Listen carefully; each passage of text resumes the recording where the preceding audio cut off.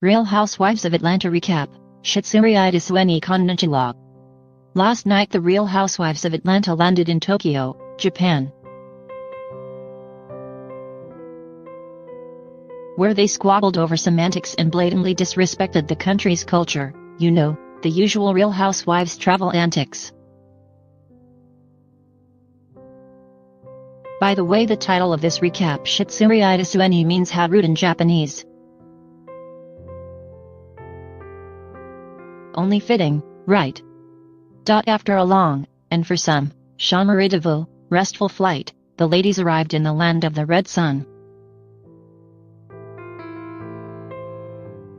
Without Marlo Hampton's 35 bags of luggage, which got lost somewhere in the vast channel of airports and airplanes and probably raided by jaded TSA agents, the contents of which are currently being sold at a swap meet in some other country.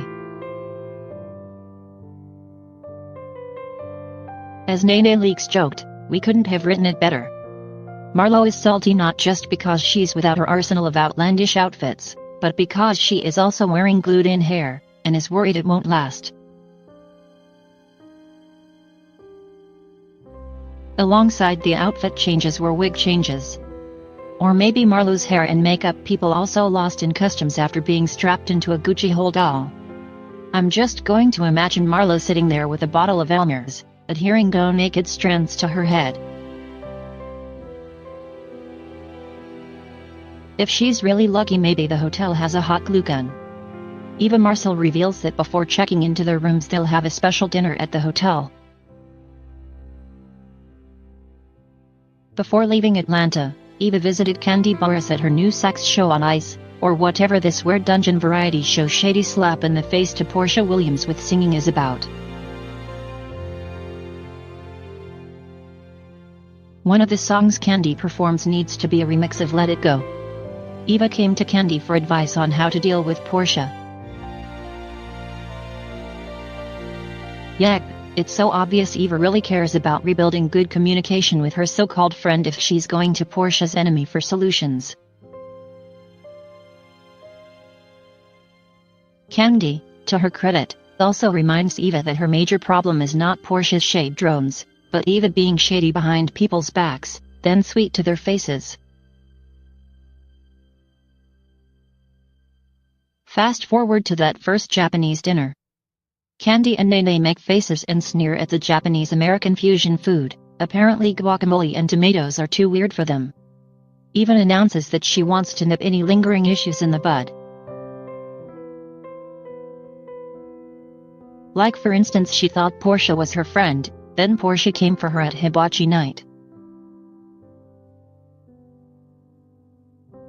Portia was just standing up for Shamia Morton, though, who Eva has been dogging behind closed doors, while being sweet to her face. And Cynthia Bailey, who has a right to know that Eva is dogging her career. Marlo comments that Eva has talking about her like a cat too. The cat on Eva's back who has no shoes, but 9 lives funded by 9 mysterious black Amex cards. Finally, Eva's co-host Tanya Sam stands to introduce their Japanese travel host, like this is a presentation to potential investors.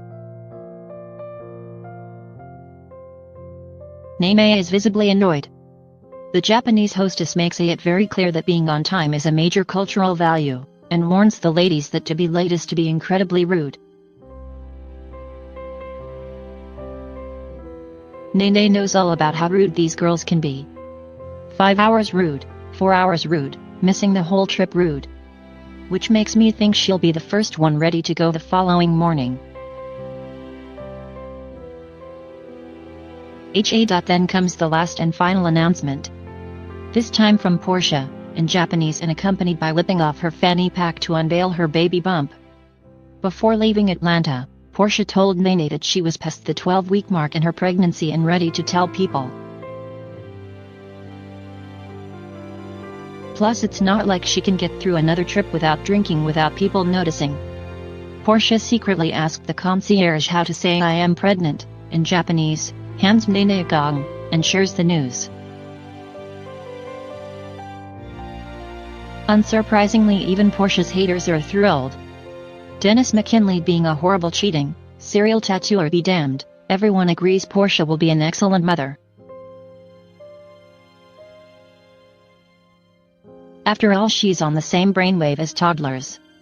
Portia is fully embracing pregnancy, the non-stop eating, the excuse to be lazy about whatever you don't want to do, and most importantly, blaming her out-of-whack hormones on all her bad behavior.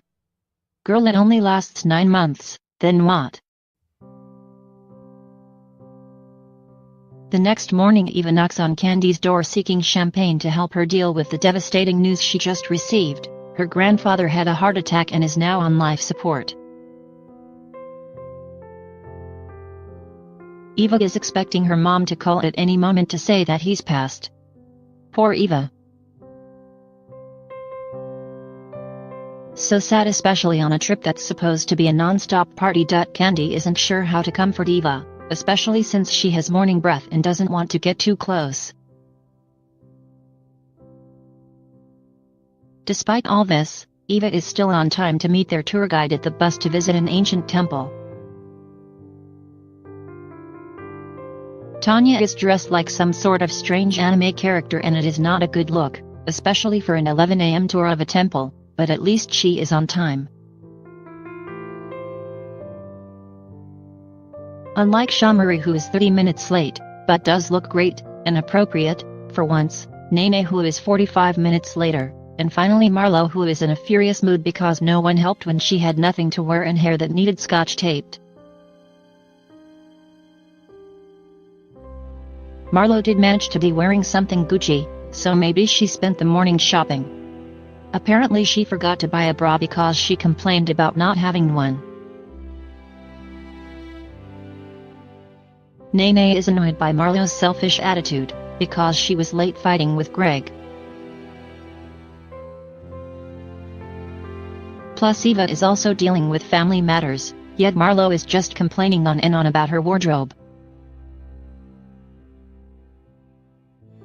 Nene is at her wit's end with Greg and is actually relieved to have a break from him after all the stress they've been under dealing with his cancer.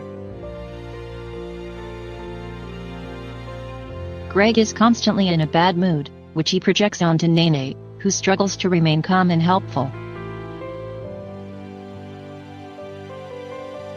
Frankly, Nene is tired of being his emotional punching bag. Kinda interesting because I feel like Greg has been Nene's emotional punching bag for most of their marriage, and now the tables are turned. I could be wrong though. Also, why do I feel like Nene and Greg are just in a constant state of hangry after switching their diets to vegan? After learning about Eva's grandfather, Portia has decided she no longer cares about any of their issues and just wants to be there to support her frenemy, or whatever Eva is. The Japanese hostess describes the temple as sacred and very Instagrammable, two things which are not related in any way, kind of like every single thing Eva wears. The hostess also explains that out of respect they must be quiet inside. Nene seems mysteriously annoyed with Tanya again. Is she still cranky over the so-called swag insult? Even though Tanya apologized. Tanya keeps reminding everyone to follow the tour guide's advice, to avoid being arrested for prostitution, as Eva almost was when she was modeling in Japan years before, but every time Tanya speaks, Nene gets stank face. It's eminently clear that Tanya is too classy and intelligent for this group. I wish we would be blessed with more housewives of her ilk, but I doubt she'll stick around for next season and we'll get more Marlos of the world instead. Get it together, bravo. The first stop at the temple is to get their fortunes read, which was my favorite part of the episode. Portia's prediction says she will welcome new life in the spring. Candy's financial fortunes will improve with the help of her family, and Eva gets reaffirming news about her family. Tanya is told she will get married. Marlo takes this as a sign that Paul Judge will finally convince Tanya to plan their wedding, but Nene snipes that maybe she'll marry someone else instead. The women all manage to keep their acts together as they pray at the ancient temple, but over sushi lunch things fall apart. Portia suspects that Tanya and Paul are secretly married, but haven't had a wedding. This is because Paul told Dennis they were. Tanya explains that they are married in spirit and soul, but not on paper, so in effect they are married in a sense that they have pledged to be together for life. That's not really for life to Nene though, who snarks to Tanya that without that legally binding document for life isn't the same.